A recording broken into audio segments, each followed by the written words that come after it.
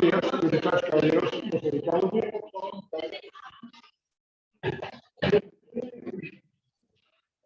Avisos parroquiales. Ustedes saben, no sé si sepan, por el titular de la universidad. Por el titular de las 10, sí, de la sesión. Me olvidó decir la palabra de la sesión. La que puede ser el objeto de un simulacro de matrimonio. Entonces, sí, es un simulacro de evacuación. Entonces, nos piden que por favor estemos muy a las 10 de la mañana aquí en la entrada de la sede 3. Aquí abajo creo que es. Sí, acá abajo. Entonces, para que cuando terminemos la clase, salgamos pues igual en orden, ¿no? ¿Voy monitor? Ok, listo. Vamos a comenzar nuestra clase de hoy. ¿Cómo les fue con la investigación, una pequeña investigación con respecto al impacto psicológico del desempleo en las personas, obviamente, ¿no, señor? Ya vamos mirando el tema. Bueno, hay que tener en cuenta primero dos puntos importantes antes de hablar de desempleo. Sí, El primero, según el Departamento Administrativo Nacional de Estadística Central, nos dice que la población a nivel urbano que puede trabajar es a partir de los 2 años o más, ¿cierto? Y a nivel rural de los 2 años o más. Digamos, esa es la estadística de que trabajan. Segundo, esa población se divide entonces en población económicamente activa, que es la fuerza o las personas que están en edad de trabajar, que están trabajando o están buscando empleo. Pero también existe una población económicamente inactiva, que es la población que efectivamente no trabaja.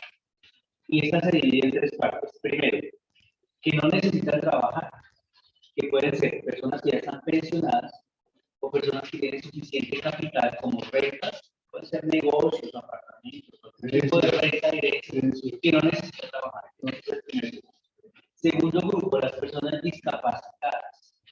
Entonces, hay muchas personas que están discapacitadas. Y el tercer grupo es los que no están interesados en trabajar. En este caso, hace referencia mucho a las personas que se quedan en casa, que no trabajan remuneradamente. o sea, de una manera como formal. De una manera, no, sino definitivamente no trabajan. O en una producción de un servicio público. Lo que pasa es que ahí entra el dilema porque muchos van a decir que el trabajo de casas es un trabajo, pero pues igual para el daño es otro tipo de trabajo. Sí. Y están las personas que están privadas de la libertad o presos, que definitivamente no trabajan. Sí. Entonces la población económicamente inactiva serían esos 3 grupos. Los pensionados, los que tienen rentas, los discapacitados, los privados de la libertad, y los que definitivamente se quedan en la casa no producen nada.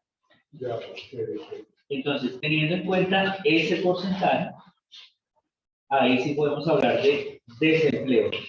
Y desempleo para el DANE es la población económicamente activa que no tiene trabajo o que está buscando. Y la clasifica en 2 grupos. Los cesantes, que son los que durante 2 semanas tuvieron trabajo, pero en el momento no lo tienen. Y los aspirantes. Los aspirantes son los que están buscando trabajo. Entonces, ¿por qué hago esa introducción? Pues es que para hablar de desempleo hay que retirar a los pensionados, a los discapacitados, a los privados de la libertad, de los que definitivamente no tienen trabajo, pues uno u otro. Bien, muy interesante la introducción. Y para terminar, en este porcentaje, entonces, para el mes de agosto del 2022, según el DANE, hay 2.6 millones de desempleados a nivel Colombia.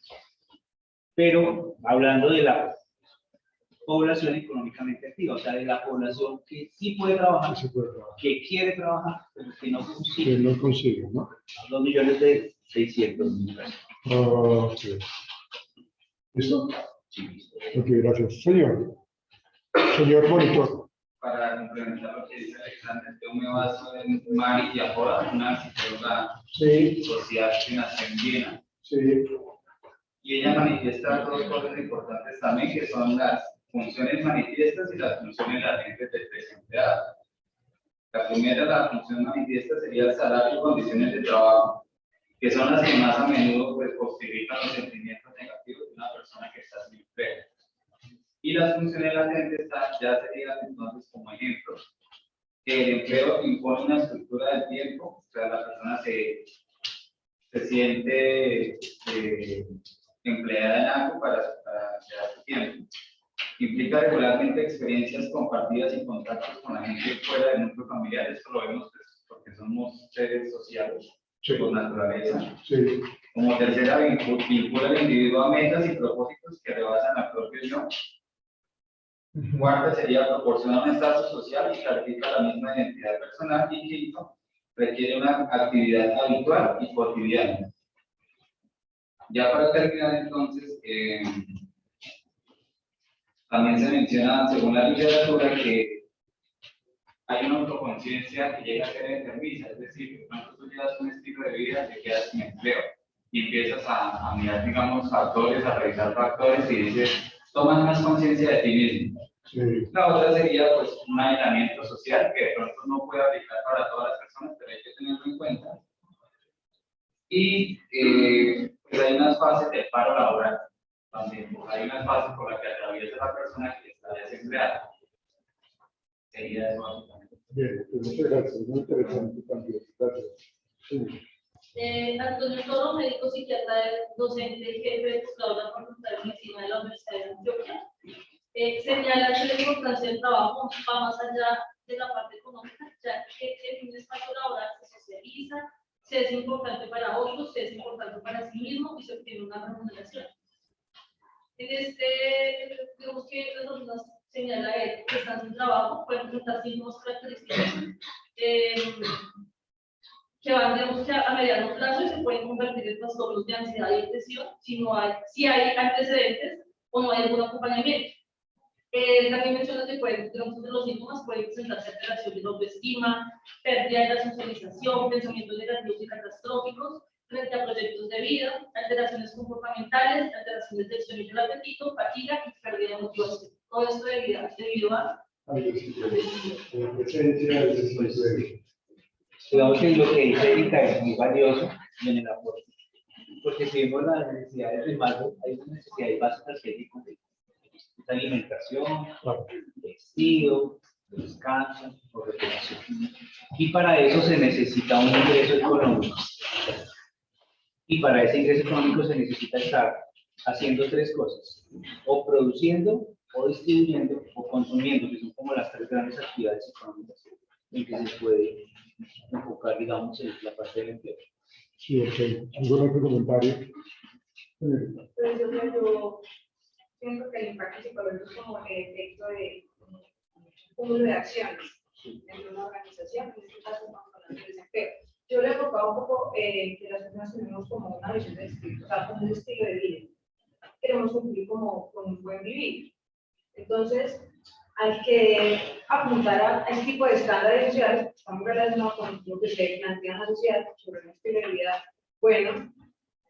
La persona, digamos, en el ámbito organizacional, busca como la productividad, un buen desempeño, éxito, reconocimiento, pero cuando no lo logra, entonces tiene lo que el compañero hablaba sobre la autorreflexión y sobre identificar qué partes del plan no se cumplieron y cómo eso me afecta, qué herramientas tengo para manejarlo. Entonces, tiene como un poco la sobrecarga, el estrés, la ansiedad.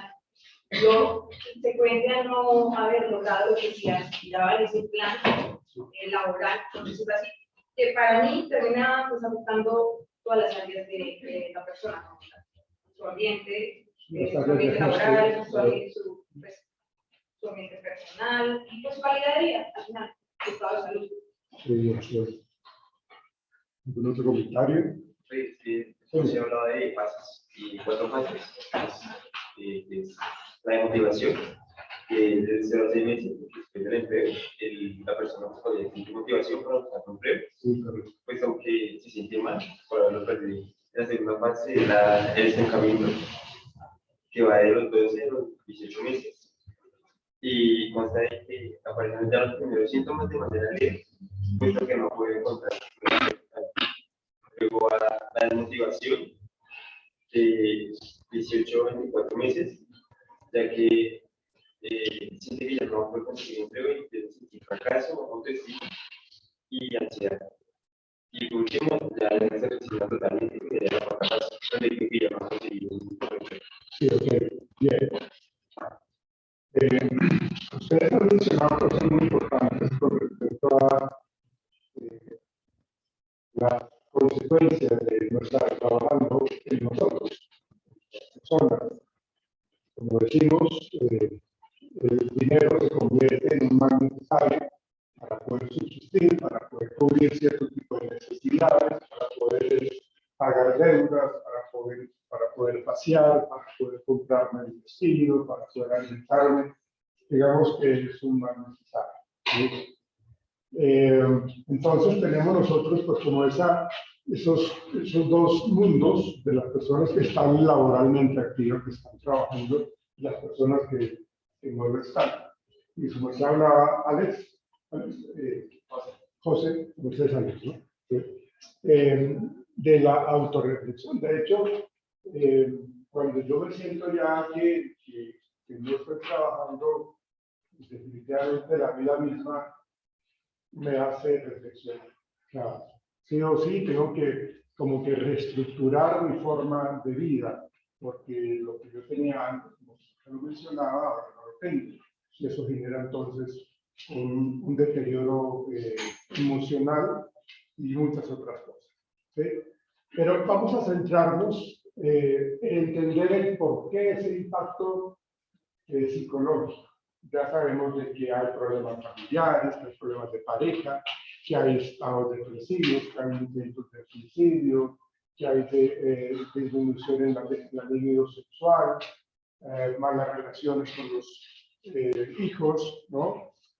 Mala comunicación. Entonces ya sabemos de que eso es lo que nos está llevando cuando estamos hablando del desempleo. Para poder entender eso, vamos a tener en cuenta unas variables como son la edad. Vamos a tratar de entender un poco lo que es el tiempo, aunque su merced ya lo mencionó, ¿sí? Tocaste una parte importante dentro de estas variables, que es el tiempo. La otra es el género, entendiendo género como pues, varón y mujer, ¿sí?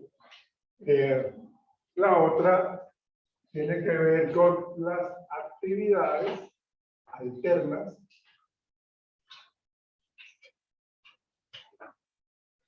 y por último, el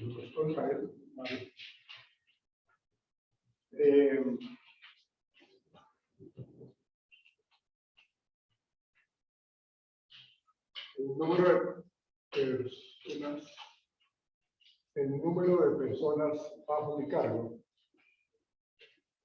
que dependen de mí, ¿no? Entonces, digamos que vamos a tratar de entender ese impacto en nuestro país, ¿sí? Teniendo en cuenta esas variables. Esas 5 variables que son importantes mencionar. En Colombia tenemos un grave problema, y digo acá en Colombia o seguramente en Latinoamérica, en donde pues nosotros tenemos una vida útil laboralmente hasta los 35 años. ¿Sí? De ahí para adelante yo ya empiezo a tener una serie de inquietudes, de angustias, porque ya tengo 37, no tengo trabajo, tengo 38, tengo 40, tengo 45, 50, si no conseguía cuando tenía 35, mucho menos ahora si tengo 50, ¿no? Entonces, la edad es un factor que uno debe tener en cuenta, porque nosotros decimos que si somos mayores de 35 años, para nuestra sociedad colombiana ya estamos obsoletos. Y eso me parece que no debería ser así. No debería ser así. De hecho, hoy día hay empresas que están mirando nuevamente hacia las personas de 45 años hacia arriba, ¿sí? Porque tienen más experticia, tienen mayor conocimiento, tienen unos mejores aprendizajes. Otros los ven como que son más como mañosos, como que son más difíciles de moldear, ¿no? Entonces, tienen razón en una u otra circunstancia, pero cuando hablamos nosotros de que si la persona está por debajo de estos 35 años o por encima de estos 35 años, si es por debajo, digamos ustedes, las personas que están jóvenes, que tienen 20 años, ¿qué les aparte? ¿Qué les molesta? Viven en el hotel mamá, ¿cierto? No tienen responsabilidades fuertes, ¿no? De pronto, lo único que les angustia es que ustedes tengan en el bolsillo dinero para invitar a la novia así. Eso es lo único que de pronto les puede estar afectando. Pero no tienen esa preocupación cuando somos menores de 35, porque sus expectativas de vida o de actividad son diferentes. Estudiar, tener buenas relaciones sociales, tener ese espacio familiar, entonces eso es lo que me interesa. ¿Sí? No tengo que ponerme a pensar, no tengo que levantarme a imprimir mi hoja de vida y empezar a buscar trabajo, porque eso no está. Por ahora, en este momento, si yo tengo 20 años, si tengo 18, si tengo 23, no me interesa. O sea, el impacto psicológico en ese caso no es tan evidente. ¿Sí? Se va a volver mucho más evidente este impacto psicológico si yo ya estoy acercando a los 35 años. ¿Sí? Entonces, empezamos nosotros a sentir cierto tipo de angustia, porque cuando ya tenemos 30 años, pues, pienso yo que nosotros ya debemos tener como una vida familiar como un poco más estructurada, con unos proyectos de vida también ya que los estoy trabajando. Yo no me puedo, aunque hay mucha gente que se convierte en bombril y que se mantiene en la casa aún teniendo 50 años y dependiendo, como Marcelo decía antes, personas de 50 años simplemente no quieren trabajar porque son mantenidos por los padres. ¿Sí? Los padres ya quieren que conozcan a una chica y le presentan a una serie de chicas para que lo enamoren y se lo lleven. Pero él no quiere. ¿Sí? Por X y razón, él está supremamente bien. ¿Cómo no va a estar bien si realmente no hay nada que le afane y todo lo que hay, alimentación, el lavado de ropa, la ropa planchada, absolutamente todo? Si llega a la casa tarde, abre y presto, no hay lío, entonces qué mejor que eso, ¿no? Entonces, tenemos esas, digamos, esta condición, esta variable con respecto a la edad que tenemos nosotros para mirar el impacto psicológico. A mayor edad, mayor impacto psicológico, mayor angustia, mayor reflexión, porque yo ya tengo que estar pensando en mis compromisos, en mis responsabilidades, en mis deudas, en muchas cosas. Entonces eso implica que el incremento de esas respuestas de ansiedad, de depresión, de angustia, de inclusive baja autoestima, empiezan a notarse de una manera mucho más relevante. ¿Sí? En otros países, como Canadá, Norteamérica, Europa, ustedes llegan a esos almacenes grandes de cadena, hacen de cuenta el éxito acá en Colombia, esos malls que llaman, ¿sí? Entonces uno llega ya a los cajeros y están personas que son de nuestra edad, ¿cierto? Y que están trabajando atendiendo clientes, ¿no? Y son gente supremamente productiva. Entonces, realmente eso nos dice a nosotros que nuestro país, que nuestra sociedad, que nuestro gobierno, nuestras políticas, pues están como muy mandadas a recoger, porque realmente sí, en los otros espacios de nuestro planeta, sí hay países en donde valoran a una persona que tiene 60 años y que está trabajando. ¿Sí? O sea, esas personas no tienen por qué preocuparse por los hogares geriátricos o porque van a tener demasiado tiempo libre. No lo van a pensar desde que se levantan, se van a trabajar, se van caminando, se van en cicla, tienen hasta una vida supremamente saludable. ¿Sí? Y llegan allá a trabajar. ¿Sí? Y trabajan muy bien, o sea, lógicamente tienen toda capacidad cognitiva y tienen una lucidez y tienen, son muy pilas. Y eso hace que las personas mantengan esa lucidez psicológica. ¿Sí? Ustedes saben que la desidia, el hecho de que yo no haga absolutamente nada, que yo sea como una carga, un lastre, sea algo complicado y eso genera en mí y en las personas que me rodean mucho molestia. Entonces empieza, ahí sí, cuando yo no tengo nada que hacer, sino levantarme, desayunar, mi pelo es programado, ¿sí? Entonces empiezo yo a tener una serie de componentes cognitivos, de pensamientos irracionales que hacen que yo me sienta supremamente alterado. ¿Sí? Me deprimo, porque entonces yo ya empiezo a sentirme que no sirvo para nada. Puede que sea cierto, pero realmente las personas, a veces uno ve personas que tienen toda una salud por delante y son jóvenes y no trabajan, ¿no? O sea, realmente son bastante como perezosos, ¿no? Bien perezosos. Entonces, a mayor edad, mayor compromiso emocional, ¿sí? A menor edad, frescos, no hay límite, ¿sí? Miramos el tiempo como otra variable para poder mirar el impacto psicológico que ustedes mencionaron con todas esas consecuencias emocionales. Entonces, resulta que yo estoy trabajando hoy estoy trabajando, pero la empresa empezó a tener un declive financiero y entonces me pasaron una serie de cartas de renuncia, perdón, de despido, y entre ellas yo. Claro.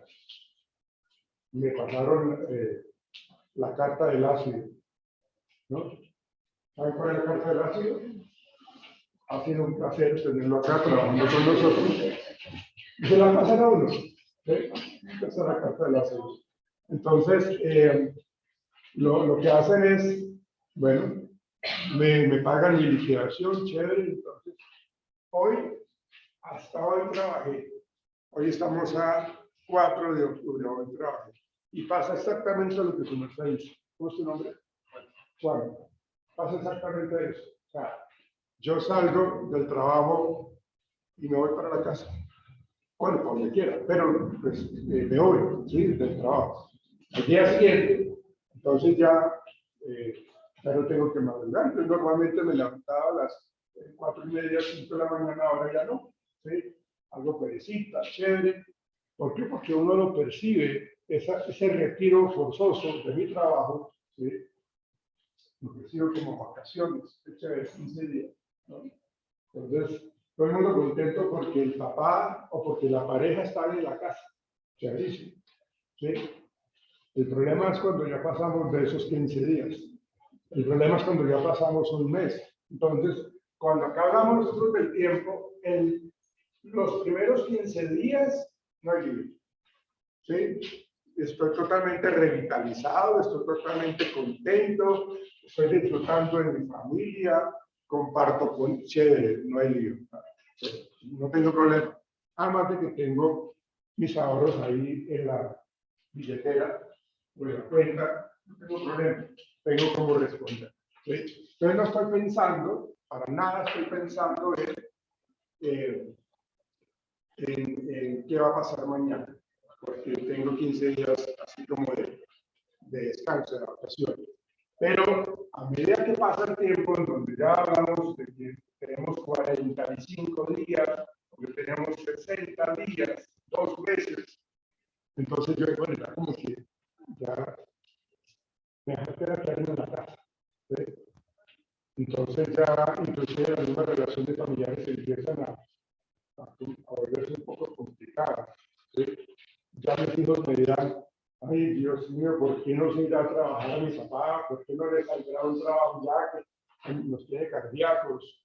O mi señora, ¿no? Ay Dios mío, que consiga un trabajo porque de verdad ya no lo aguantamos más. ¿Por qué? Porque lo que pasa es que cuando yo me iba a trabajar, entonces yo no sabía cómo era el movimiento en la casa, ¿no? O sea, yo no sabía qué hacían mis hijos, mis hijas, mi señora, ¿no? No sabía, porque yo me iba a trabajar. Pero ahora como estoy en la casa, ya llevo 3 meses, 4 meses, 6 meses ahí. Entonces ya me levanto tarde, me levanto muy temprano y empiezo a cuestionar, ¿usted por qué está caminando tan sencillo? ¿Usted por qué está haciendo esto? ¿Usted por qué le sube tanto el volumen al equipo de sonido? ¿Sí? Cuestiono ya a mi señora, ya quítese esos rulos, que parece doña Florinda. O sea, bueno, ya empiezo yo a cuestionar muchas cosas y eso cansa. Eso genera entonces una muy mala relación a nivel familiar. ¿Por qué? Porque lo mismo que acá, a mayor tiempo de estar desempleado, cuando yo ya tengo 60 días, 2 meses de estar sin trabajo, cuando yo ya tengo mucho más tiempo, 6 meses de estar sin trabajo, pues mis ahorros ya están como agotándose, ¿sí? Ya no tengo cómo sostener entonces esa parte económica y las deudas están ahí, las pensiones de los colegios de mis hijos, los servicios, todo, absolutamente todo, ¿sí? Y mi esposa trabaja, si es que trabaja, pero ella no puede hacer siempre esa parte, ¿sí? Entonces todo eso, o sea, así como dice el dicho, ¿no? El amor se acaba, de amor no se vive siempre, y una relación se puede empezar a deteriorar cuando pasan ya no solamente 60 días, sino cuando ya llevamos 12 meses sin trabajo. ¿Sí? Entonces ya ese amor empieza a disminuir. De hecho, empieza a tener muchos más problemas a nivel de comunicación y a nivel de su vida íntima sexual, porque ya no hay atracción, porque ya no nos cuidamos, ya no nos deseamos, ya somos un poco bruscos, somos un poco déspotas. Entonces empieza, ahí sí se ve un poco qué tan juicioso estamos diciendo lo que dijimos en la iglesia, en las buenas y en las malas. ¿Sí? Entonces esa parte ya se empieza a notar. Entonces, a mayor tiempo, mayor estado emocional negativo, mayor compromiso de depresión, de problemas familiares, de trastornos del sueño, de insomnio, ¿sí? Porque yo ya no tengo nada más que hacer, ya, ¿qué hago yo? ¿A dónde pego? ¿A dónde me voy? ¿Qué puedo hacer yo? Entonces esa situación empieza a deteriorar la salud emocional de la persona que se quedó desempleada. ¿Sí? De hecho, si yo tenía un salario muy bueno en esta empresa donde yo estaba y que me liquidaron, yo tenía un salario de 9 millones, de 10 millones de pesos. Entonces yo tenía un estilo de vida muy alto, ¿no? Yo pertenecía al Club de los Lagartos, a algún club, o al Club de Leones, alguna de estas, de estos espacios en donde está la élite y donde toda la gente que está allá son los que viven en el estrato 6. Entonces yo también vivía en el estrato 6, pero resulta que ya no tengo trabajo. O de pronto tengo trabajo, pero ya no recibo los 9 millones, ahora recibo 1 millón, el millón de pesos. Eso también deteriora un poco el estado emocional, porque yo ya vengo con una calidad de vida, un estilo de vida supremamente adaptativo. ¿Sí? Si yo antes cada fin o cada periodo de vacaciones yo me iba para Cancún o me iba para Aruba, ahora me toca China o el mercado. ¿Sí? Entonces ya no tengo pues, como esas expectativas de decir cuánto vale el pasaje, no, que vale para la familia vale como 13 millones de pesos. Sí, ya lo puedo. Entonces realmente todas esas personas que tienen como esos hábitos de vida tan altos, esa calidad de vida tan alta, tienen que bajarse muchísimo. ¿Sí? Y eso genera también un gran impacto psicológico. ¿Sí? La edad, el tiempo, hablando del impacto psicológico del desempleo, de las personas que no están trabajando, ¿sí? Teniendo la oportunidad de trabajar, ¿no? Aclarando lo que se les explicó. ¿Sí? Exactamente. El género, aquí hablamos nosotros de lo que es el hombre o lo que es la mujer. Les pregunto yo a ustedes, señoritas y caballeros, ¿a quién le impacta más el estar sin empleo? ¿Al hombre o a la mujer? Díganme, justifíquenme, argumentenme por qué al hombre. digamos, filogenéticamente hablando, a lo largo de la evolución de la especie, el hombre es el que lleva el alimento a su hogar, y digamos, es el que provee. Pienso que de pronto eso puede impactar un poco, porque estamos en un país todavía con altos niveles de machismo. Entonces pensaría que el hombre puede verse un poco Más afectado, ¿no? Inclusive, no solamente desempleo, sino yo conozco varios casos de compañeros de trabajo en las cuales la mujer gana más dinero que el hombre. Y el solo hecho de que la mujer gane más dinero que el hombre ya es un problema para la relación y lo deteriora. Sí, eso es cierto. Eso es cierto. ¿Qué otro concepto hay, señorita? Yo pienso que es más la mujer porque pues el hombre consigue más rápido el trabajo que la mujer, por lo mismo, por el machismo. Y a veces la mujer tiene que actualizarse más de una falta de trabajo. ¿Ustedes qué opinan? ¿Será que hay más impacto en el hombre? ¿Será que hay más impacto en la mujer o es igual?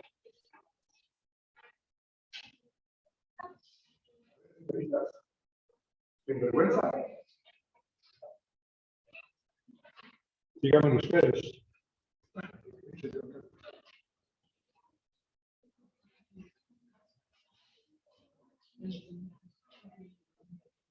Bueno, no sé, al fin qué. O sea, ¿o el hombre o la mujer? O sea, necesita el hombre, ¿no? Lo que yo diría que depende del estilo de vida de cada quien. Ajá. ¿Por qué? Porque, digamos, referente a lo que decía, con lo que le decía Alexander y José Luis, el hombre, digamos que, pongo la siguiente situación, la mujer es madre soltera y se desempeña por sí misma, el quedarse sin empleo, claramente va a tener un impacto muy grande porque a veces yo voy a sacar para comer, digamos, de cómo mantener a mis hijos si no tiene un apoyo externo. Para el hombre, digamos que si el hombre vive solo, digamos que apoyo una parte de él y que de pronto sí es más fácil para el hombre conseguir un trabajo, claramente si tiene unos estudios, si tiene una manera de buscarse, igualmente la mujer también. Pero yo digo que depende de la persona. Del contexto que lleva la gente, ¿no? Yo pienso que el mundo ha cambiado. El mundo ha evolucionado de una manera abismal con respecto a lo que éramos nosotros hace 50 años, hace 40 años, 30 años inclusive, en donde lo que ustedes decían, el hombre siempre se ha visto como la persona que lleva el sustento, ¿sí? La alimentación y que es el que toma las decisiones, es el hombre cabeza de familia. Digamos que eso es lo que se ha vendido siempre, o sea, ya ha venido, porque eso ha cambiado, gracias a Dios. Entonces, el hombre ha generado pues, como esa idea de mantenerse siempre como el todopoderoso ahí al interior de la casa. De hecho, eso se ha mantenido por las mismas familias, por las mismas mamás inclusive, por las mismas hermanas, por las mismas tías, ¿sí? Porque la mamá le dice al hijo, hijo, no sé cómo se le ocurre quedarse en la casa llevando a los niños al colegio, haciendo el almuerzo.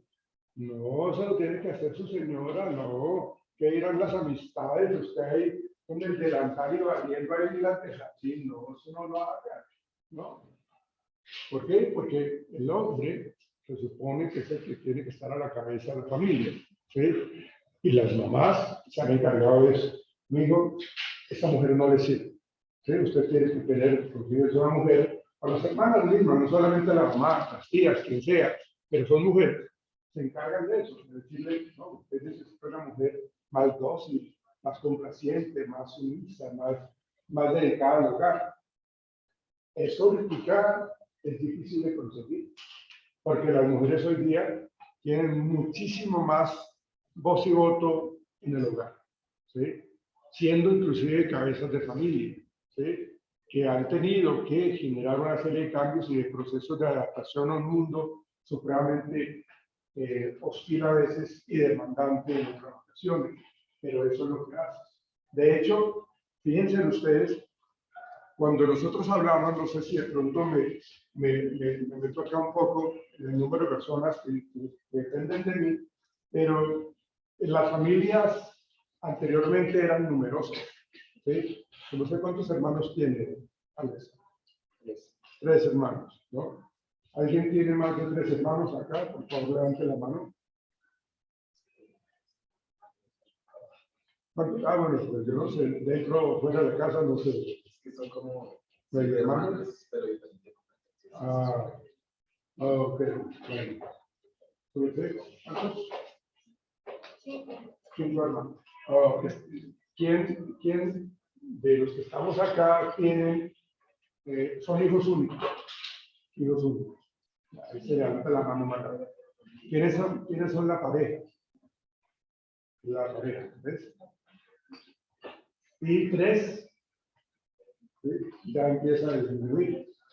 Fíjense que antes las constructoras o las edificaciones eran macro, eran grandes, porque el núcleo familiar era muy grande, eran familias universales, en donde se vivían los abuelos, los tíos, los primos, los hermanos, todos. Vivían todos porque las casas tenían como 5 o 6 habitaciones, ¿no? Ahora no. Sí, claro. Ah, claro. Claro. Sí, claro. No, el matriarcado que tiene las mujeres, pero es muy cultural, eso es muy cultural. Sociológicamente, sabemos de que los hogares paisas están en función de una matrona, ¿no? De una persona que es la que toma las decisiones y que reúne a la familia y que todo se mueve si ella lo aprueba. Si no, pues no. Sí, eso es muy sociológico, ese término. ¿Sí? Pero lo cierto es de que eso eran los hogares anteriormente, cuando teníamos una gran cantidad de hermanos, 10 hermanos, 11 hermanos, y pues todos vivíamos en la misma casa. Hoy día, ustedes ya saben cómo se construyen las casas, los apartamentos, que toca entrar así, ¿sí? Porque son supremamente pequeños, ¿no? ¿Sí? Para que entre el sol tengo que salirme yo, porque no hay cómo. ¿Sí? No hay cómo. ¿Sí? Entonces, realmente, esto en el género, ¿sí? Digamos que hoy día afecta de una manera similar, hoy día.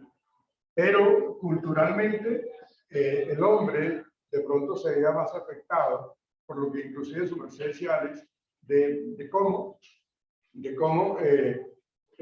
las personas, entonces, las mujeres ganaban o ganan mejor y eso genera un nivel de competitividad no como muy sano, porque pues ella está ganando mejor y eso está mal visto, ¿no? Está mal visto de que yo reciba menos salario que el del señor.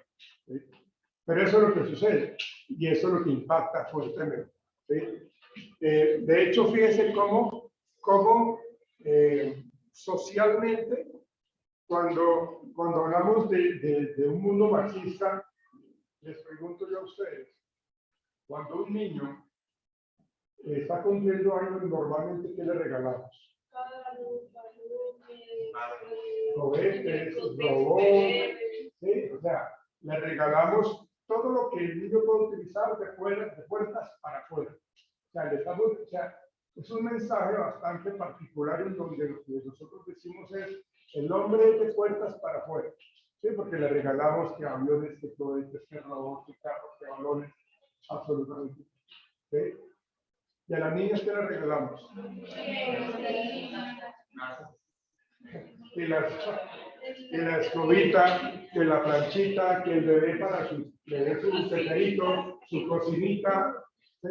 El mensaje que estamos mandando es de que la mujer está para dentro de la casa, de las puertas para adentro.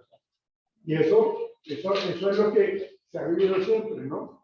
Y eso es lo que inclusive si ustedes van a Falabella, al Éxito, para épocas de Navidad, ustedes encuentran una gran cantidad de cocinas, hasta grandísimas casitas, en donde ya tienen que estar, mire esto para que la niña vaya aprendiendo a barrer, ¿no? Las casitas pequeñitas. Por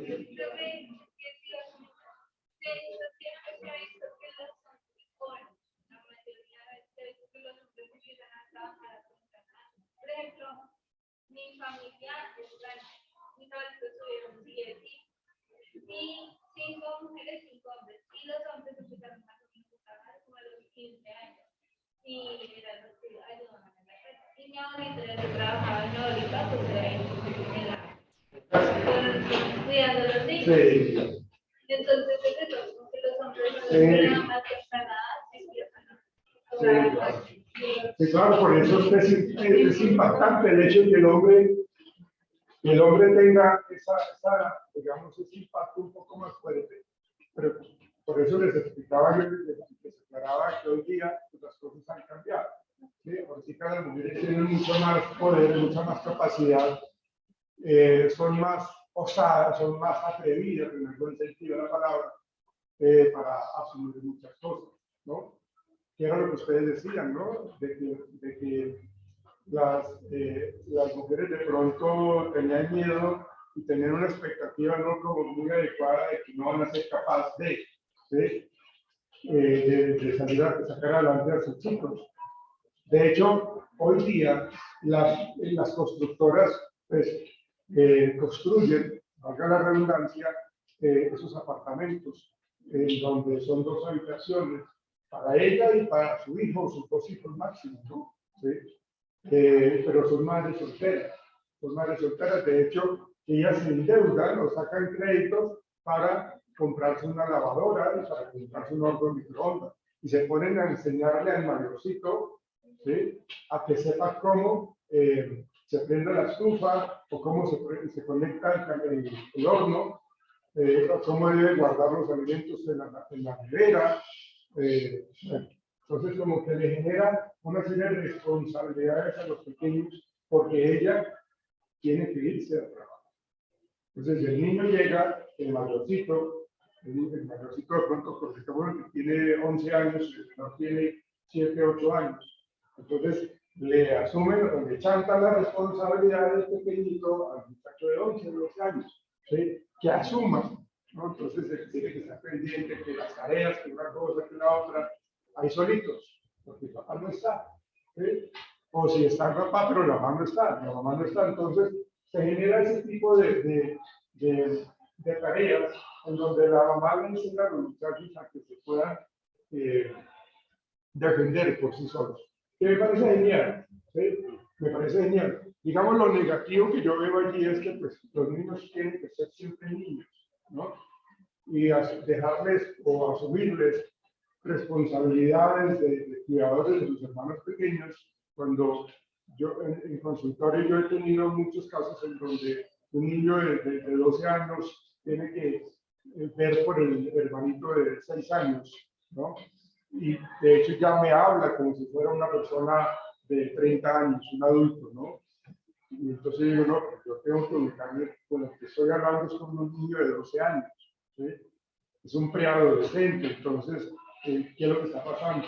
Entonces, tengo que hablar con los padres, o con la mamá o con el papá, o con quien esté viviendo, porque muchas veces viven con la abuela o con una tía, o que sea. Entonces, hay que decirle, no, este pequeño de 12 años, déjenlo un poco más libre, que viva su vida infantil, que tenga su etapa y la quede, no que tenga que asumir, ¿no?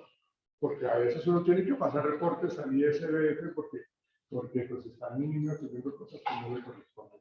Señor. Pero ahí también hay otras variables y el ejemplo está acá en el salón. ¿Quién se está capacitando más? ¿Las mujeres o los hombres? Las mujeres. Entonces acá hay un mayor número de mujeres. Hay muchas profesiones, como por ejemplo las del área de la salud, que no mayor. Sí. Entonces, si yo como hombre no me preparo, no me capacito, ¿cómo voy a salir a competir al mercado laboral cuando no sé hacer nada?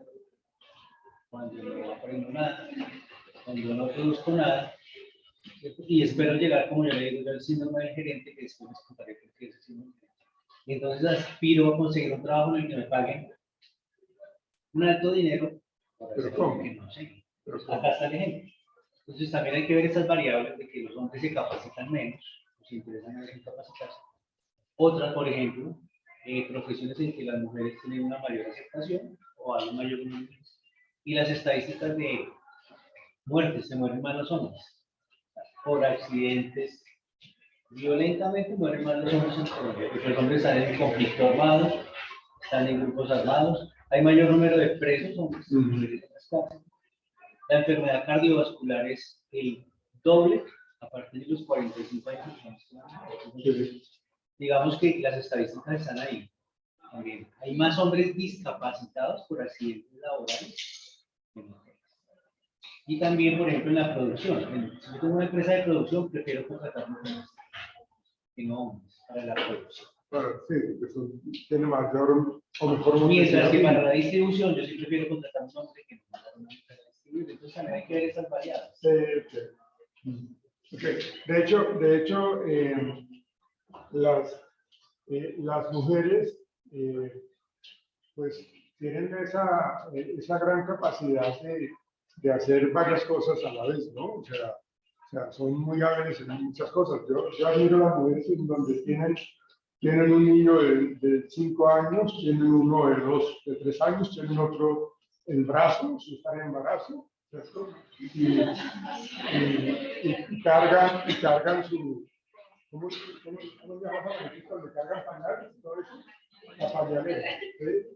Y se suben al Transmilenio y pues, vaya uno a hacer eso, carga la maleta y dejó el niño ahí en el paradero, ¿no?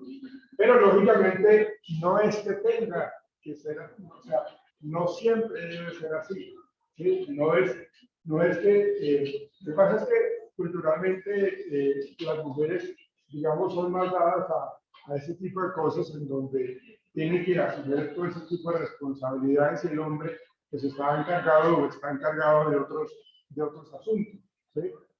De hecho, hoy día, en otros países en Europa, cuando están terminando su bachillerato, a los muchachos les enseñan una serie de cursos de costura, de cocina, de planchado, ¿no? Como el grado 10º y 11, ¿sí? En donde les enseñan a que aprendan a sobrevivir, porque pues obviamente tenemos que quitar como esa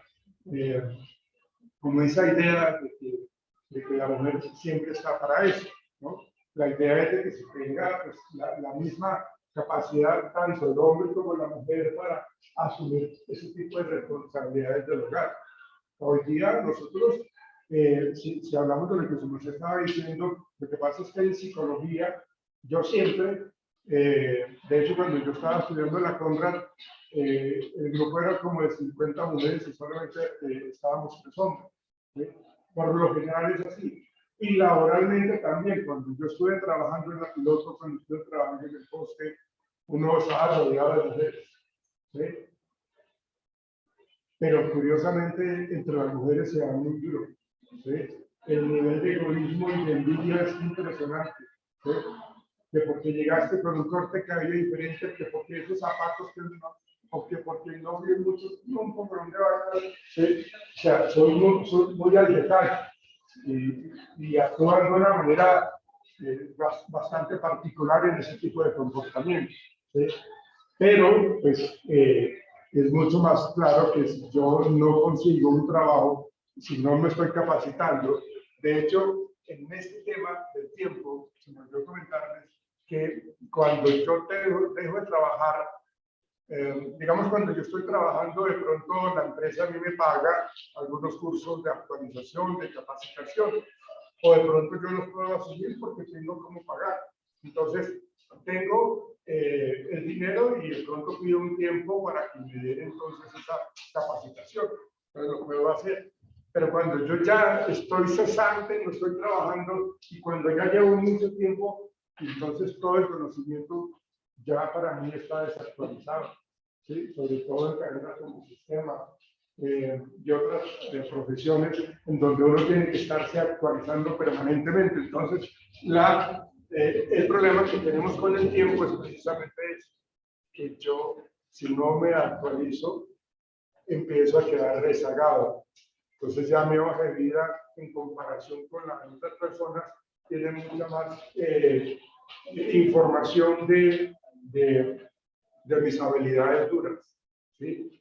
De mis conocimientos técnicos. Entonces, no tengo problema porque yo los tengo ahí al día. Pero cuando yo ya no estoy recibiendo un salario, aunque pues nosotros tenemos aquí la oportunidad de Sena, en donde no nos cobran absolutamente nada, en donde yo puedo hacer esos cursos, sea presencial o virtual. Pero ahí tenemos eso. Señor. Creo que ya que mencionas esto del tiempo, hay una mala práctica en reclutación y selección de personal en algunas temporales, que si por ejemplo tú no tienes, o sea, si tú tienes más de 6 meses, ya cuenta con un vacío laboral importante. Y le dicen, mire, tome esta práctica que allá en tal empresa necesitan hacer esos 6 meses para que puedan seguir a este empleo. Si se está convirtiendo en un negocio, es una mala práctica que yo deseaba tampoco ya. Y con respecto a las diferencias de género, hubo una investigación del CIE de la Universidad de los Andes, tuvimos la oportunidad de participar con los estudiantes de la universidad en una actividad de ellos, y mencionaban que las mujeres, a pesar de que tenían el mismo cargo con las mismas capacidades, aptitudes que los hombres, ganaban menos. Tú eres gerente general de tal banco y por el hecho de ser mujer, debe ganar menos salario que si ese puesto lo ocuparon o no.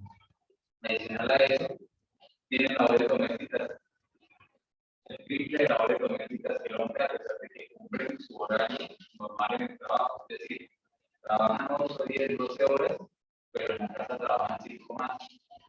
Y sin ninguna remuneración y muchas veces, digamos, los hombres ni para las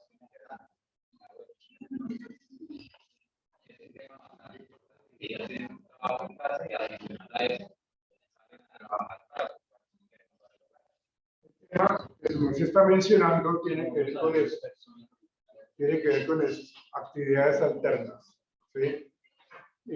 Si yo estoy trabajando y tengo mi negocio, tengo mi café de internet, o tengo mi miscelánea, o tengo mi negocio de abarrotes, o tengo, no sé, lo que sea. Entonces yo salgo de trabajar y me voy para allá y me dedico a trabajar. ¿Sí? Entonces tengo una actividad, ¿cierto? Si a mí me pasan la carta de despido en la empresa, pues ahora no me voy a dedicar menos tiempo en mi negocio, sino ahora le voy a dedicar más tiempo. Entonces, ¿qué pasa? Cuando yo tengo la oportunidad de tener una entrada adicional, el impacto psicológico no es tan fuerte. ¿Sí? ¿Por qué? Pues porque no tengo demasiado tiempo libre, porque tengo la mente ocupada en que tengo que surtir mi negocio, que tengo que mandarlo a pintar o pintarlo, tengo que remodelarlo, o sea, me dedico a eso. Entonces realmente es lo que en cierta manera el hombre genera, digamos, en ese tipo de circunstancias, el hecho de que tenga una actividad alterna. ¿Sí? Las personas que no tengan una actividad alterna son las que se deterioran emocionalmente de una manera mucho más ágil, mucho más rápida. El deterioro psicológico es mucho más evidente. ¿Sí? Empiezan a generar toda esa serie de problemas que hemos mencionado en la sesión de hoy, en la clase de hoy. Pero es precisamente por eso. Lo que su merced dice es muy cierto. La mujer, estando trabajando, llega de trabajar y llega a la casa a seguir trabajando. ¿Sí? Entonces, ya preparar el almuerzo para mañana, ayudar a revisar las tareas de los pequeños, a revisar los uniformes de los pequeños. Lógicamente, ella les genera, les delega también tareas a ellos. No puede enseñarlos a que sean unos ángeles, ¿no? Pero entonces, ella tiene que echar la ropa a la lavadora y un poco de cosas. O sea, tiene que llegar de trabajar a seguir trabajando. Entonces, cuando la mujer se queda sin trabajo y de pronto las actividades alternas, entonces ella mantiene su mente también ocupada porque se dedica a la casa. Y siempre ella dice, yo siempre tengo algo que hacer acá en la casa. Siempre hay algo que hacer. Entonces, que arreglar las matas, que una cosa, que cambiar, bueno, un poco de cosas. ¿Sí? ¿Qué hacemos nosotros cuando llegamos del trabajo a la casa? Directo para la habitación y ponemos el control. ¿Sí? Y a canalear. No digo, no todos, ¿no? No todos, no me miren con ojos de ternero degollado, ¿no? Pues no todos, pero pues, digamos, social y culturalmente, digamos, se ve eso, de que el hombre llega y va y saluda, o de pronto ni va y saluda, hola, ¿cómo estás? ¿Sí? Dicen por ahí, a manera de chiste, que cómo hace una mujer para volver loco al hombre en la cama. Les compra el control. ¿Sí?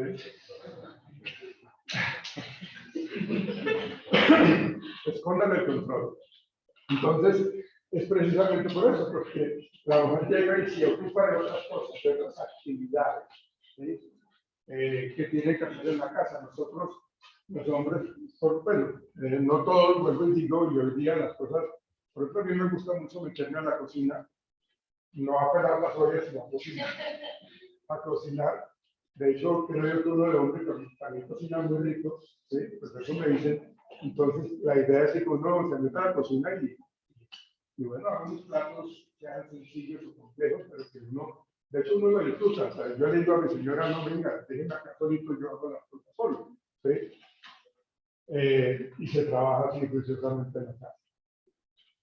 Pero ese es el tema de las actividades alternas, ¿no? Si yo tengo actividades alternas, el impacto psicológico va a ser mucho más bajo. Si yo no tengo actividades alternas, pues entonces mi impacto psicológico, que ya sabemos cuál es mucho más alto. Y por último, el número de personas a cargo, ¿no? Si yo estoy a cargo de un hermano mío que tiene discapacidad, o que si tengo mis dos hermanitos porque mis padres fallecieron, ¿no? O sea, ¿cuál es mi responsabilidad? ¿Sí?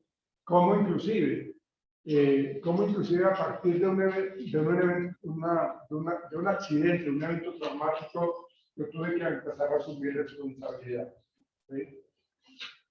¿Sí? Entonces, hay muchas situaciones en donde el nivel de responsabilidad cambia en un abrir y cerrar de ojos. Porque pues, antes estábamos los cuatro y falleció alguien, y ahora me toca a mí asumir el cuidado de mis hermanos, o de mis primos, o de mi mamá que ya es una persona de los años dorados, ¿no? Entonces, ¿qué es lo que tengo que hacer yo? ¿Cómo lo tengo que manejar? Entonces, antes no lo tenía, pero esto se asocia muchísimo a la edad y al número de personas a las cuales yo tengo a cargo, ¿no?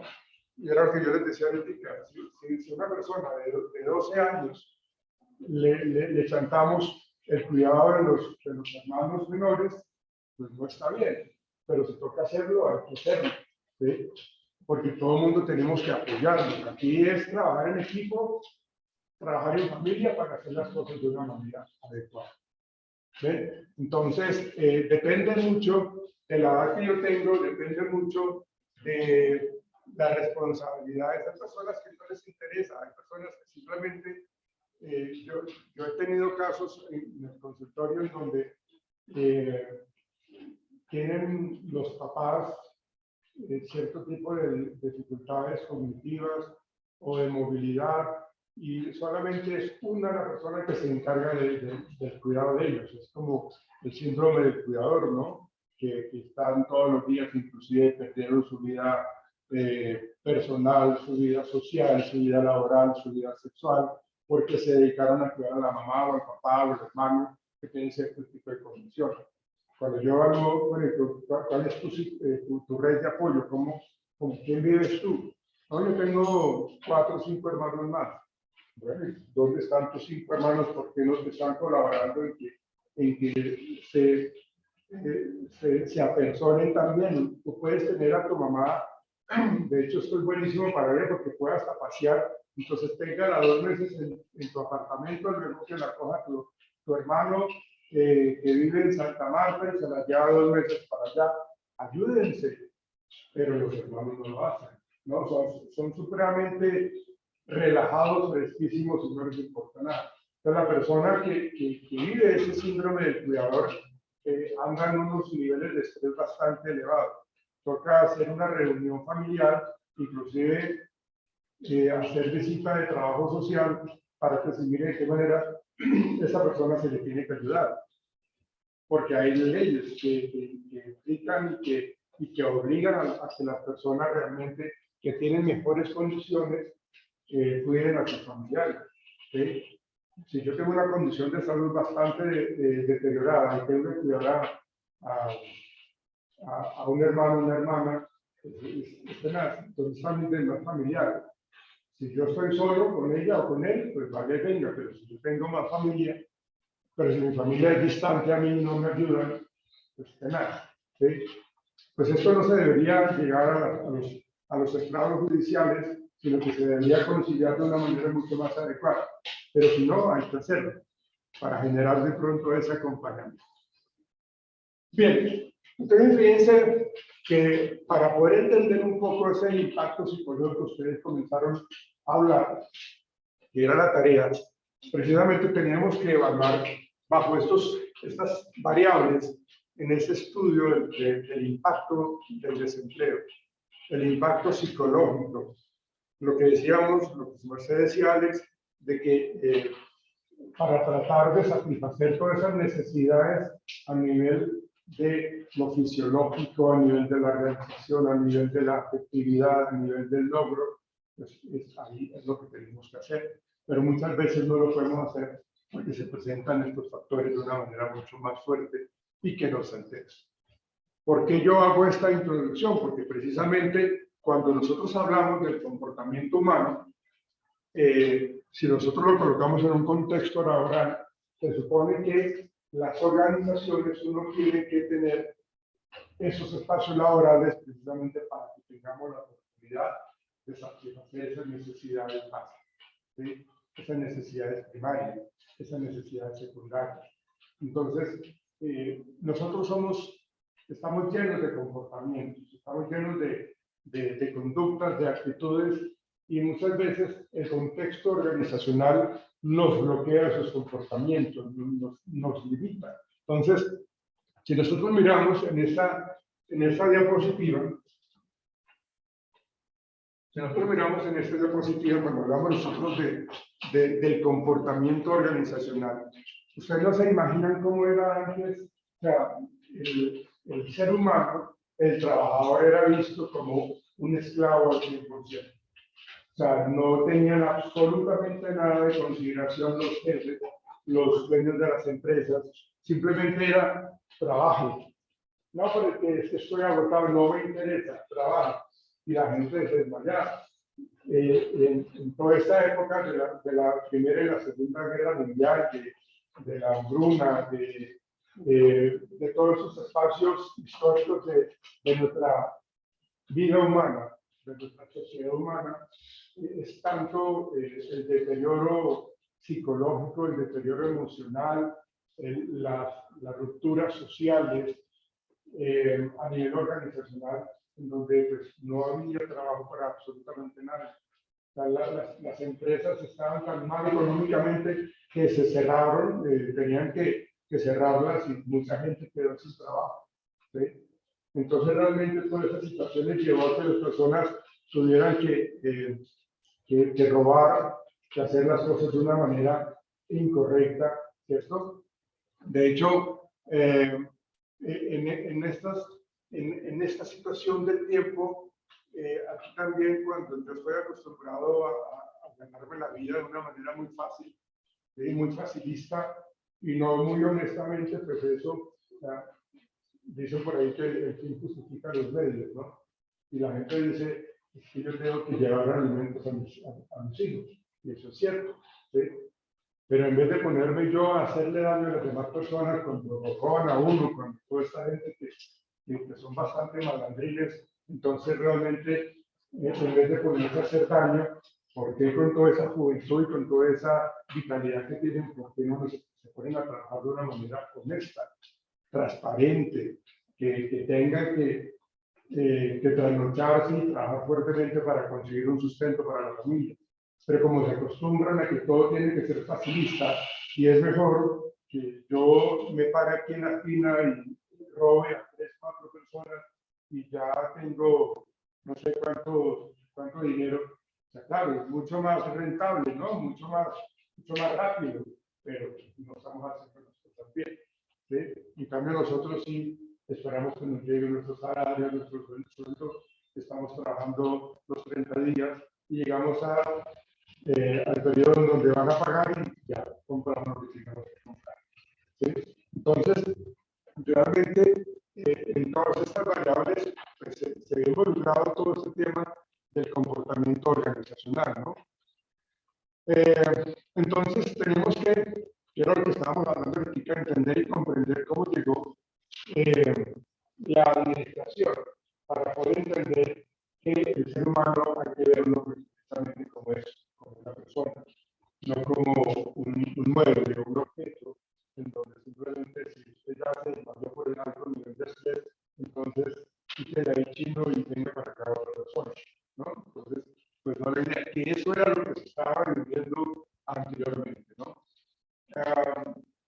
Obviamente, dentro de cualquier organización, cualquiera que sea académica, sea laboral, sea la que sea, siempre hay reglas, siempre hay normas y hay que asumirlas precisamente para poder entonces llegar a tener objetivos y alcanzar los objetivos planteados por la organización.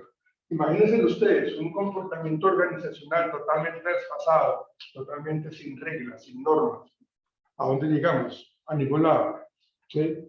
Llegamos al caos, aunque dicen que el caos también es importante, ¿cierto? Pero la cuestión es de que realmente las reglas, las normas existen pues para una mejor condición de vida.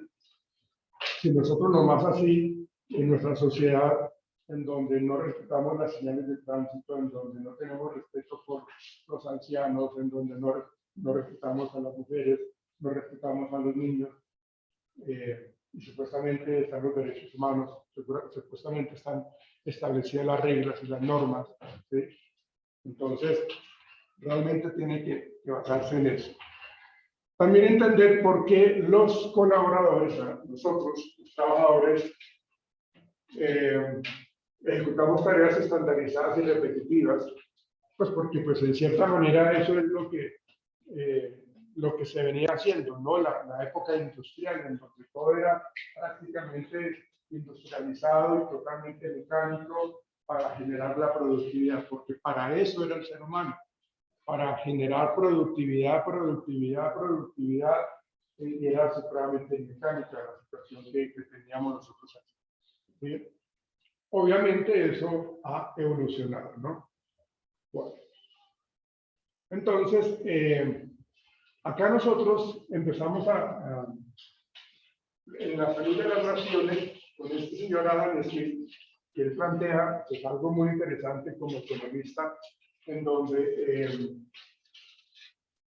empezó a hablar un poco de ese bienestar social y que la gente de pronto tuviese la oportunidad de generar su mejor esfuerzo, de mejorar su mejor trabajo, su mejor actividad, pero para tener nosotros esa clave del bienestar social, para tener ese crecimiento económico, en donde se habla de la división del trabajo, ¿sí? Entonces, acá nosotros empezamos a hablar de que tenemos las personas supremamente mucho más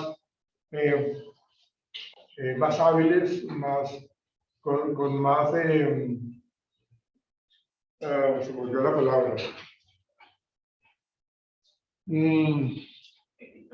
más eficaces, sí, lógicamente podemos obtener una mayor productividad. Tenemos la posibilidad de generar mejores resultados porque tenemos mayor productividad, ¿cierto? Pero para lograr eso, tenemos que pensar en el ser humano. O sea, yo no puedo, como gerente, como jefe, como líder, como lo queramos llamar, no puedo yo suponer que haya unos buenos resultados cuando yo no me preocupo por su merced. Y ahí es donde influye muchísimo, cuando veamos el tema de motivación laboral, esa pirámide de necesidades de Maslow, que la vamos a mirar más en detalle, porque es muy importante que nosotros como gerentes, como líderes, como gerentes de talento humano, pensemos en la gente que trabaja con nosotros, que trabaja para nosotros, nuestros colaboradores. Hay que estar muy pendientes cómo llegó su merced. Yo como líder de mi área, cómo llegó su merced. Yo lo veo como bajo de ánimo. Entonces yo me siento un rato con él, le pregunto cómo está en la casa, qué ha pasado con su esposa. No, es que me echaron de la casa. Entonces yo tengo que pensar cómo es que llega mi trabajador a la empresa. ¿Cómo es que está llegando? ¿Por qué se está quedando durmiendo? Se queda dormido trabajando. Y generamos pues todos esos accidentes de trabajo precisamente porque son trabajos a veces repetitivos y me voy quitando el dedo porque me quedé dormido. ¿Sí? Entonces toda esa situación uno tiene que sopesarla, evaluarla para mirar qué es lo que está pasando con mi trabajador, con mi colaborador. ¿Sí? ¿Por qué lo veo como tan distante? ¿Por qué lo veo como tan... realmente ha tenido como esa atención dispersa en los últimos días? ¿sí? Entonces me dicen, no, mi padre, ¿sabes qué? Me sacaron de la casa, ya no tengo dónde quedarme, no estoy durmiendo bien, ya, yo, diga que termine mi labor, ¿para dónde cojo con mis amigos? Ya, pues allá me tendrán 3 días, pero ¿qué hago yo después? ¿Para dónde cojo? ¿Sí? O como dice Alberto, yo, ¿por qué camino cojo? ¿No? Entonces, realmente esa situación lleva a que tengamos una gran angustia con respecto a nuestro espacio laboral. ¿Bien? Entonces, acá, pues estamos hablando de que necesitamos, para tener mayor productividad, disminuir el tiempo en las tareas, toda esa relación de tiempos y movimientos son muy importantes. Digamos, desplazarse para ir a sacar una fotocopia en la empresa, entonces tengo que ir, estoy en el primer piso, tengo que ir al 6º piso, o lo contrario, entonces estamos hablando de que no estamos empleando bien la relación tiempos y movimientos. Entonces, la idea es que para que exista esa división del trabajo, para que exista esa tarea totalmente dividida, ¿no? Entonces estamos hablando de disminuir el tiempo entre las tareas, que no me dedique mucho tiempo, que ya si yo tengo que sacar una fotocopia, que aquí esté la fotocopiadora, que aquí esté, que si yo tengo que ir a pedir una resma papel, que la tenga ahí en el archivador y que esa constantemente esté pues, totalmente que haya siempre esa disponibilidad de papel. Por ejemplo, ¿no? Fomenta la invención de equipos que no requieren mano de obra. Entonces, claro, cuando nosotros hablamos de la época de la industrialización, en donde pues precisamente por eso se generaron tantos despidos, tantos problemas, tantas muertes, porque la gente pues ya no era necesaria en las empresas, ya no era la gente necesaria en las empresas, por el contrario, pues ya lo que hacían 10 personas ahora lo hace una sola y con esta máquina. Ya no tenemos problema de eso. Bueno, luego, aquí hablamos de Charles Bates, profesor de matemáticas, en donde uno de los escritos interesantes de él fue las empresas de maquinaria y la economía, ¿sí? Entonces, realmente, aquí volvemos a ver cómo se habla de esa división del trabajo de una manera pues, como importante, en donde pues, se habla de las ventajas con respecto a ese tipo de estrategia, reduce el tiempo para aprender un trabajo. Siempre estamos hablando que la persona hay que enseñarle, pero hágalo de una manera rápida. O sea, capacitemos rápidamente. Si usted comprendió, me sirve. Si no comprendió, colocamos a otra persona. No le estamos dando pues, como el valor a la persona para el aprendizaje. Reduce el material desperdiciado durante el aprendizaje. Se alcanza una gran destreza, pues, porque de acuerdo a la capacitación y a la práctica que desarrolle la persona, se vuelve ya algo supremamente mecánico y lo termina haciendo de una manera muy ágil, muy rápida y en gran cantidad. Favorece la relación tarea de estrés. Entonces, aquí estamos viendo pues, precisamente nuevamente cómo se tiene en cuenta el comportamiento organizacional, pero no estoy hablando que se tenga en cuenta la persona como trabajador o como colaborador, ¿no? Más que todo es como ese comportamiento. Acá usted viene a trabajar y cumpla con su objetivo, ¿sí? Bueno, acá ya generamos un poco más cercano por este señor Robert Owen, en donde ya empezó a enfatizar un poquitito que veamos a nuestra gente como, no como una persona solamente para generar productividad, sino veámoslo como un poco más el interés en los empleados, ¿sí? Entendamos nosotros como gerentes, hoy día, de hecho, las organizaciones hoy día son muy dadas a que piensen mucho en nosotros, ¿sí? Bueno, hay sus excepciones, ¿no?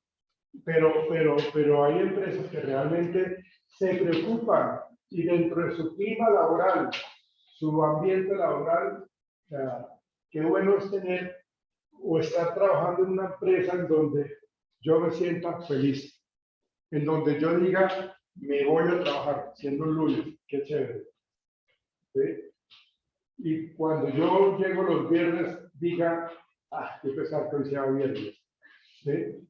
Pero no, hay empresas en donde precisamente, sí, hay empresas en donde precisamente las personas tienen un nivel de estrés porque la exigencia es bárbara, o no, ni siquiera la exigencia, es el trato que tienen los gerentes o los que tienen el poder, que el poder o la conducta del liderazgo está muchas veces emanado en ese poder que tiene o que genera el cargo y que pisotea a todo el mundo, que los trata mal, que los humilla, que los por debajea, bueno, sabes, eso es tenaz. Entonces, cuando ya llego, es domingo por la noche y yo digo, y me pilla verle la cara de ese tipo o a esa señora. Es como para tomar fuerzas, cuando llegue yo al trabajo, me tomo una copita de whisky de brandy para tener fuerza. Pero ahora la veo doble. ¿No? Entonces, tenaz, ¿no? Entonces, aquí se empezó a ver un poco más como, venga, veamos al ser humano como usted tiene sus necesidades, venga, yo como lo comprendo usted, yo, venga, de qué manera por lo menos lo escucho. Las empresas hoy día presentan eso. Los gerentes hoy día, los líderes hoy día tienen en cuenta eso. De que tenemos que estar con la gente, tenemos que pensar en la gente. ¿Sí? Y una gente que está motivada rinde, pero al 100%. ¿Sí? O sea, son supremamente comprometidos. ¿Sí? ¿Qué es lo que hace la gente cuando tiene un ambiente de trabajo supremamente deprimente? ¿Sí? Si tiene que marcar tarjeta a las 5 de la tarde, están a las 4:55 haciendo fila para colocar la tarjeta. ¿Sí? Para salir rápido, porque ya quiero salir acá, el ambiente es supremamente horrible, el ambiente es tenaz. ¿Sí? Ahora, si el ambiente es sano, chévere, es agradable, una camaradería, me acordé de algo, se lo voy a decir de una vez antes de que se me olvide. En la plataforma hay un libro que se llama Gulfo a la carga. Necesito que lo lean antes de que se me olvide.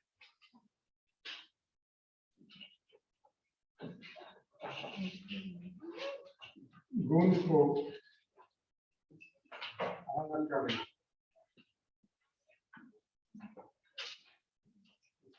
El libro lo escribe un señor que se llama Ken.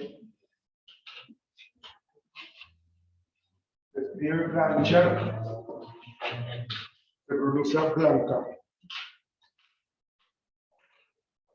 Ese Gun-Ho es una obra. Es para hablar del tema de empoderamiento. ¿Sí? Ese libro es supremamente interesante, es muy bueno. Y un señor que ustedes lo deben de leer, todo psicólogo organizacional que quiera trabajar en talento humano, debe de decir. Pues va a la carga de ejemplar. Eso está como para la sesión 12, o menos. ¿No? Ahí está en la bibliografía, está en el capítulo, en la sesión, ahí lo tienen. Es como les colaboré a ustedes. Lo tienen, simplemente descárguenlo y léanlo. ¿Sí? Les sugiero que lo lean pronto, porque después tenemos otras cosas que hacer y no les voy a tener tiempo. Bien. Bueno.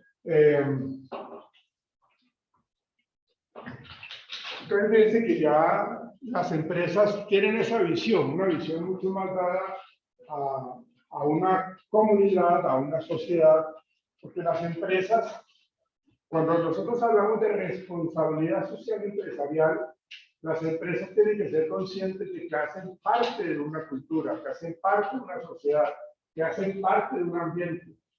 Y así como nosotros le quitamos al ambiente, también tenemos que devolverle. ¿Sí? Por ejemplo, las constructoras se les exige que tienen que tener un espacio amplio verde. No solamente es el asfalto, no solamente es la obra de edificios y ya. No, tiene que tener un espacio de reserva verde para poder entonces ayudar a que el impacto ambiental no sea tan fuerte. Entonces tiene que ver con eso, cómo la empresa hoy día se está vinculando de una manera con la sociedad, con la comunidad. Bueno.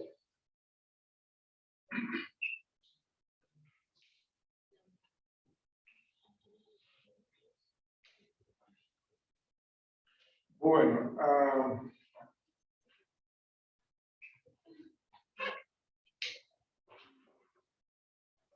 Alex, ¿quieres colaborar con esta lectura, por favor, de Adam Smith? Dice Adam Smith, especialización de trabajo 1776. Expuso las ventajas económicas, demostró que la productividad aumentaba al incrementar la habilidad y la destreza del trabajador y al estimular la creación de inventos y maquinaria que ahorraran mano de obra. Exactamente. O sea, nos preocupa es la productividad, ¿sí? No nos importa cómo tengamos que exigirle al trabajador, ¿sí? Tengamos destreza, tengamos capacidad en nuestra gente. Pero venga, yo tengo que mantener contento a mi trabajador, yo lo tengo que mantener supremamente motivado, ¿sí? Porque si yo no lo tengo motivado, llega otra empresa y se lo lleva, la competencia se lo lleva. Entonces, yo tengo que captar la atención el compromiso y la lealtad de mis trabajadores. Pero si yo lo que hago permanentemente es tratarlos mal, es no pensar en ellos, es ponerlos a trabajar de 8 a 8 sin descanso, por Dios, eso no tiene sentido. Quiero leerme la segunda, la de Babach. Profundizó. Profundizó en el desarrollo de las Gracias. ventajas de la división del trabajo. Propuso que las economías de la especialización deberían ser relevantes para hacer tanto trabajo mental como físico. Ok, bien. La siguiente, José, tiene. Sí, José. Se opuso a las condiciones laborales, bueno, me dice que se opuso a las condiciones laborales de las fábricas. Estuvo que el dinero gastado en mejorar la mano de obra era una de las mejores inversiones y que mostrar interés por los empleados convenía a las creencias. Sí, ok. Bien. Quiero mostrarles. Permítanme, yo lo busco acá.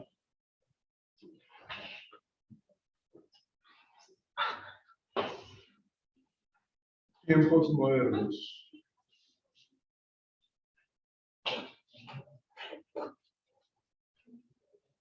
Voy a tocar colocarlo acá.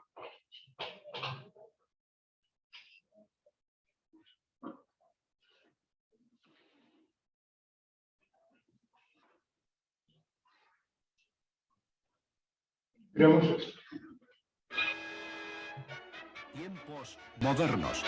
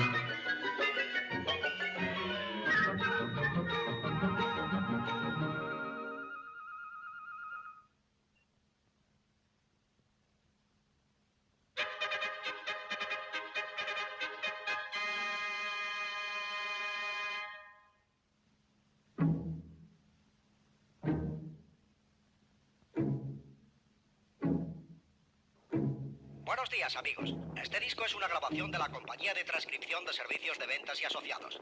Les habla el vendedor mecánico. Tengo el gusto de presentarle al señor G. Willacom Bellows, inventor de la máquina de comer Bellows, un práctico aparato que alimenta a sus hombres mientras trabajan. Suprima el descanso del almuerzo. Adelántese a la competencia. La máquina de comer Bellows eliminará la hora del almuerzo, aumentará su productividad y reducirá el capítulo de gastos. Permítanos mostrarle algunas de las características de esta maravillosa máquina. La belleza de su moderna línea aerodinámica, lo suave y silencioso de sus movimientos gracias a nuestros rodamientos de metal electróforo. Permítanos llamar su atención sobre el plato de sopa automático, con emisor de aire incorporado. No hace falta soplar, ni un ápice de energía derrochado en enfriar la sopa. Note el plato giratorio con el brazo automático que empuja la comida. Observe el eje de doble articulación del soporte para mazorcas. Su transmisión sincronizada permite pasar de una velocidad a otra con un mero toque de la lengua. Por último, la servilleta esterilizada de hidrocompresión. Sus agentes de control impiden que caigan manchas en la camisa. Estas no son más que algunas de las maravillosas características de la máquina de comer Bellows. Permítanos hacer una demostración con uno de sus trabajadores, porque una imagen vale más que 1000 palabras. Recuerde, si desea seguir a la cabeza de sus competidores, no puede permitirse ignorar la importancia de la máquina de comer Bellows. La hora del almuerzo.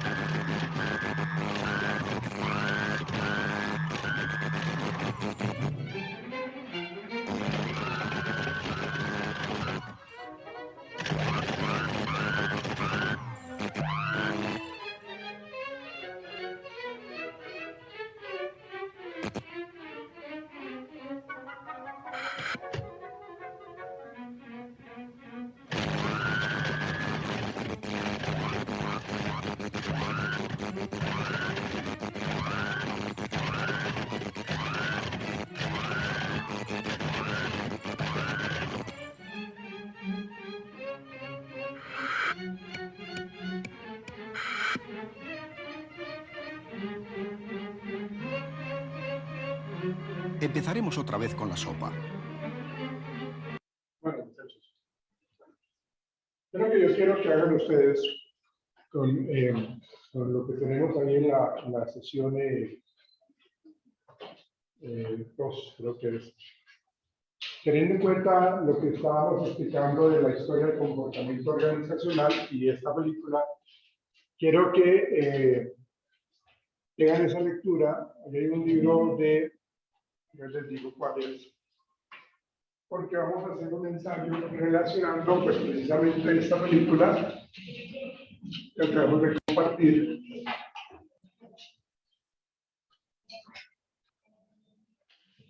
Y miramos acá cuál es.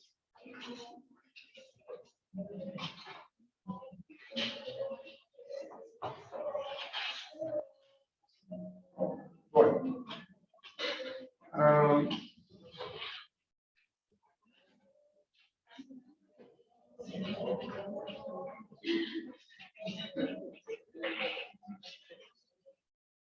Vamos a leer este artículo, ¿sí?, sobre la psicología organizacional y del trabajo en Colombia. ¿Sí? Entonces, con base en esto y a la película Tiempos Modernos, vamos a tratar de integrar precisamente lo que nos dice el artículo y lo que nos está mostrando en la película. Esto, yo lo voy a crear la carpeta para que lo suban ustedes. Hoy estamos a martes. Pueden subir el viernes. Tipo, digamos, el tiempo límite máximo sería 8 de la noche. ¿Listo? Entonces, para el viernes, o sea, yo la creo hoy y tienen tiempo de verla en estos días y lo pueden subir, por favor, el viernes hasta las 8 de la noche. ¿Ok? Tenemos un buen tiempo ahí para trabajar esta actividad. Bueno. Y está en la sesión 2. Es lo que trabajamos hoy.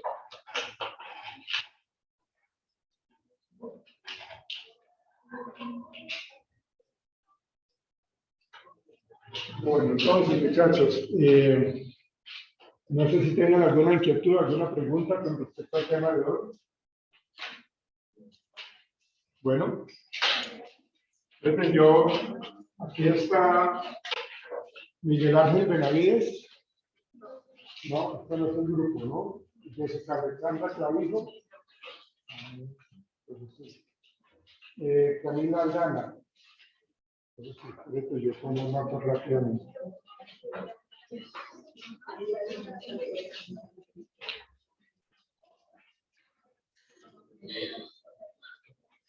Erika Ardila, Viviana Bendaño, Dayana Barreto,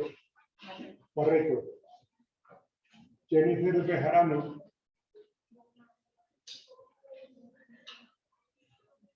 ¿se retiró ella o no vino hoy? Miguel Ángel Benavides. Laura Bernal, Laura Vanessa, María Alejandra Campos, Juan Camilo Casas, Caterina Casiano, Karen Tatiana Castro, Jessica Alexandra Clavijo, Jessica Díaz, Andrea Torero Franco, pero sí está, ¿no? No vino. Alejandra Garzón. ¿Vinieron ayer ellas? ¿Ayer? Natalia Gómez.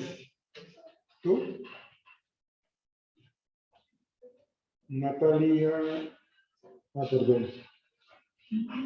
Dayana Gaviria. Retirada. Dayana Gutiérrez. Vanessa Hernández. Marcela Herrano.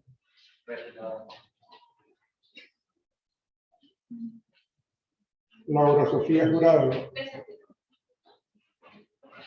Sonia Yadira Mateus. Michelle Méndez, Laura Montenegro, Catherine Morales,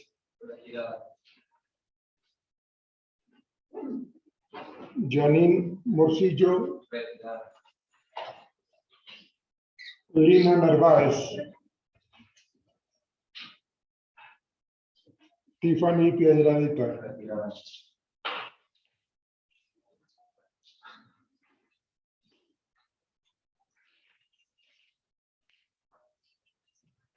Dana Quintero,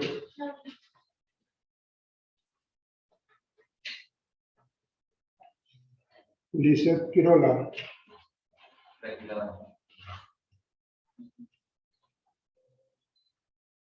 Danelis Ramírez, Lorena Restrepo, Luna Catalina Rodríguez, José Luis Rodríguez, Stephanie Salazar, David Sánchez, Santiago Sánchez, Jennifer Solís,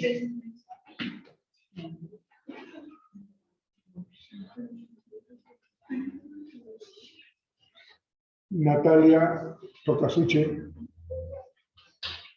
Dana Valentina, Carla Valencia, David Vargas, Liliana Marcela Villamil, Andrea Zambrano. ¿A quién no llamé? Su merced, ¿no? ¿Ustedes se matricularon las materias? Ausencia ahí, por favor. Su merced, uno. Nos veremos mañana, muchachos, que están muy bien. Acuérdense que tenemos que salir aquí, por favor, bajen con cuidado.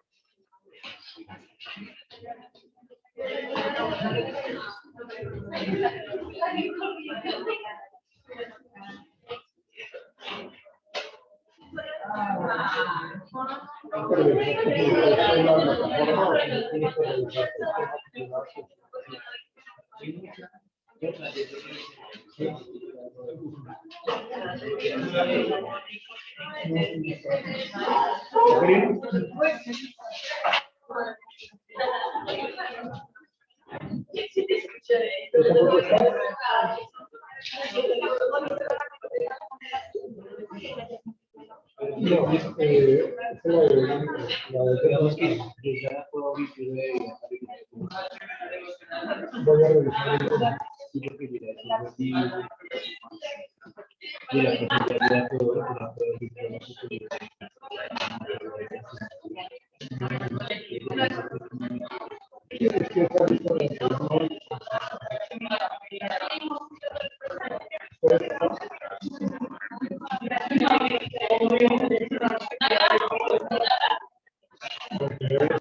el tema de la película con el tema de lo que vimos hoy.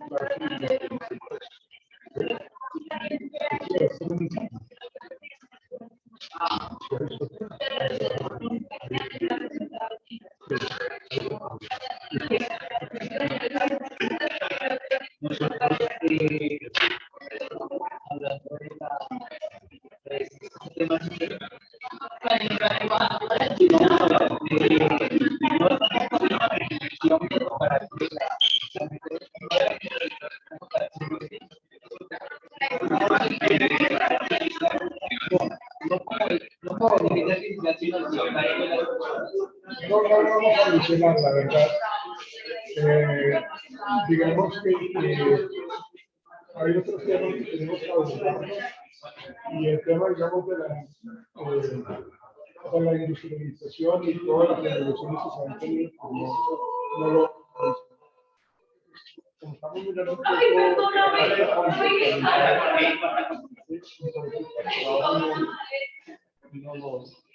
no se contempla trabajar.